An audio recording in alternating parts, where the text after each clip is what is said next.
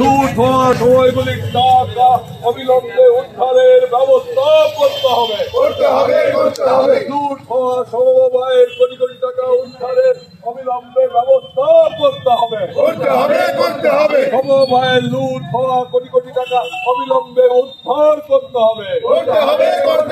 Bankura central cooperative ব্যাংকের লুট হওয়া 15 কোটি টাকা উদ্ধারে বাধা কোথায়? রাজ্য সরকার জবাব দাও। বাঁকুড়া কেন্দ্রীয় সমবায় ব্যাংকের লুট হওয়া 15 কোটি টাকা উদ্ধারে বাধা কোথায়? রাজ্য সরকার জবাব দাও।